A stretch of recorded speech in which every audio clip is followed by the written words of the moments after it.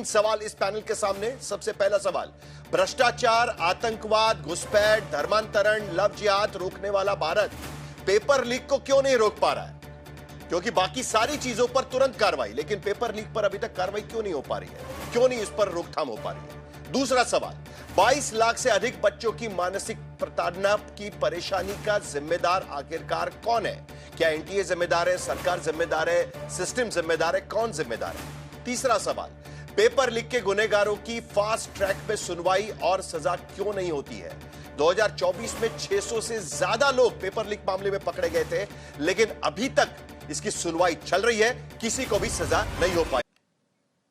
तो अभिषेक सिंह डीजी है एनटीए के, आखिरकार वो प्रेस कॉन्फ्रेंस छोड़कर जाना पड़ा। हाथ जोड़कर विनती कर रहे हैं सारे लोगों से कि अगर कोई आपके पास अप्रोच भी हो जाए तब भी आप उनके झांसे में मत आइएगा। लेकिन जो झांसे में आए 3 तारीख को उनको फायदा हो रहा था, क्योंकि कई सारे क्वेश्चन जो थे, 600 क्वेश्चंस मैच हो गए कि बायोलॉजी के सारे सवाल, केमिस्ट्री के सवाल, फिजिक्स के सवाल सारे मैच हो रहे थे, और इसी के वजह से ये मामले लगातार बढ़ते जा रहे हैं। सवाल यहां पर यही उठता है प्रोफेसर विशाल मिश्रा, कब तक ये बात चलती रहेगी? अब देखिए, आज सरकार की तरफ से कोई नहीं आया इस चर्चा में। धर्मेंद्र प्रधान, उनसे भी सवाल पूछे जा रहे थे, वो भी इस बात का जवाब देने के लिए तैयार नहीं है। और अभी थोड़ी देर पहले अभिषेक सिंह कह रहे हैं कि 6 से 8 दिन में हम नई तारीख की घोषणा कर देंगे। आप तो प्रोफेसर है, आपको समझ में आ रहा है ना सर कि कितनी मुश्किल होती होगी? 22,97,000 छात्र है पूरे देश भर में। साहिल जी, निश्चित ही इस प्रकार का जो भी घटनाक्रम होता है वो बहुत ही पीड़ादायक होता है और वो पूरे सिस्टम पर सवाल खड़ा करता है। और ख़ास तौर पर वो जो बच्चे जो पूरी मेहनत से लगे होते हैं, ये उनके लिए भी एक प्रकार से निराशा का भाव पैदा करता है। तो पहली बात, थोड़ा सा मुझे समय दीजिएगा। पहले मैं उन सभी बच्चों से ये कहना चाहूँगा जो लोग भी परीक्षा में अपीयर हुए थे कि आप इसको ये समझ लीजिए कि ये आपके लिए मॉक टेस्ट था। अभी अपनी मनस्थिति को बिल्कुल मत निराशा में बदलिए। आपको एक अवसर और मिल रहा है, जो भी समय मिल रहा है अपने मॉक टेस्ट, अपने प्रीवियस ईयर क्वेश्चंस को लगाकर आप एग्ज़ाम में बैठिए। पहली बात तो ये मेरी बच्चों के लिए सलाह है।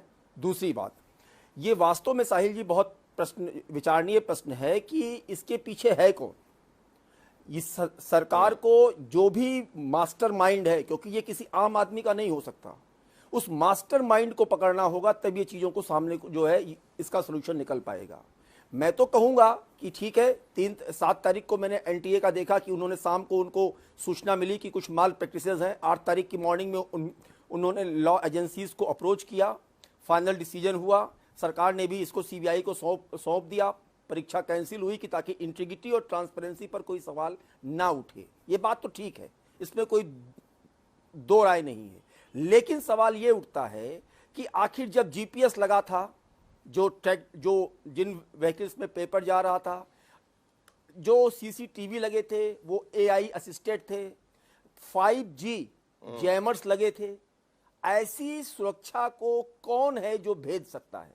सवाल ये उठता है साहिल जी, इसकी तकनीकी पहलुओं पर जाइए। नहीं, सवाल ये भी उठता है। तो मेरा ये कहना है, विशाल मिश्रा जी, सवाल ये भी उठता है, 3 तारीख को परीक्षा होती है, पेपर लीक जो हो रहा है उसकी शिकायतें 1 महीना पहले से आ रही थी।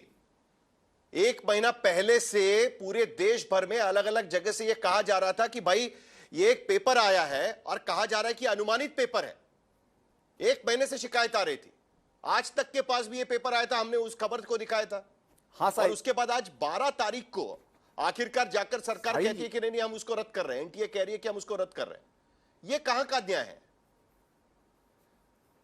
कौन कर रहा है इसे? ज्यादा कैसे हो रहा है, ये भी तो सवाल उठता है ना यहाँ पर। चीजें मार्केट, हाँ नहीं, ये बात सही है कि जब ये चीजें न्यूज में आई, उसी टाइम पर एक्शन लेना चाहिए था। लेकिन हो सकता है इस बात का इंतजार हो रहा हो कि असली पेपर को देख लिया जाए।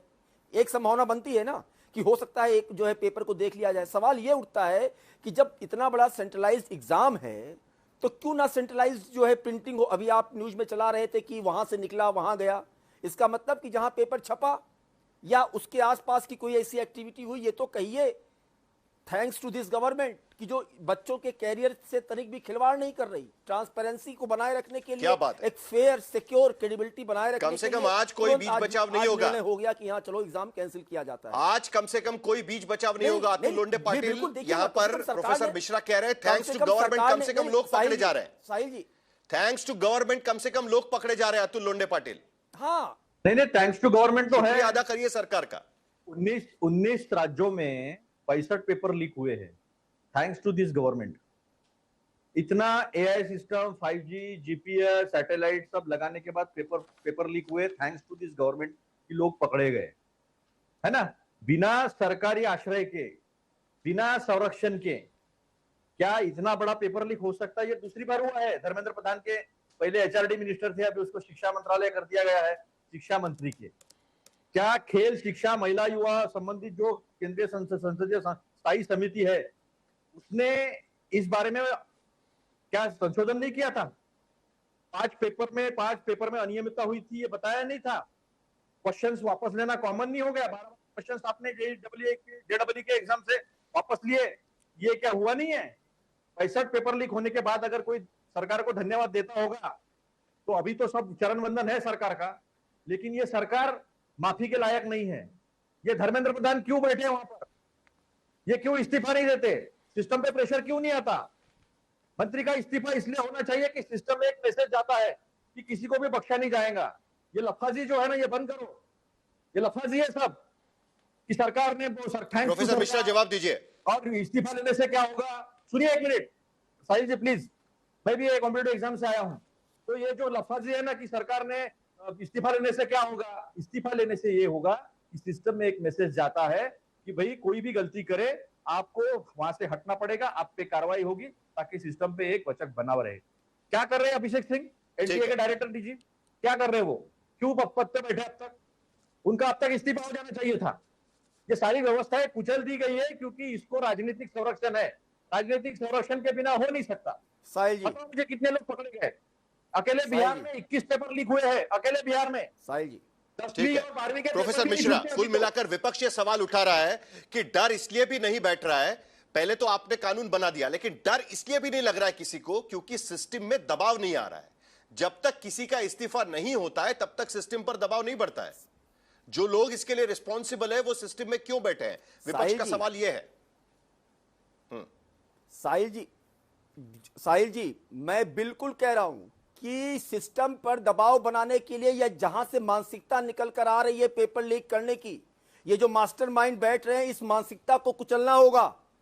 इसका सलूशन ये होगा, यहां पर बैठकर कांग्रेस को राजनीति बहुत सारे मुद्दे हैं करने के लिए। कम से कम आप ये चीज तो देखिए ना कि सरकार ने एग्जाम तुरंत कैंसिल किया ना, बच्चों के हित को देखते हुए।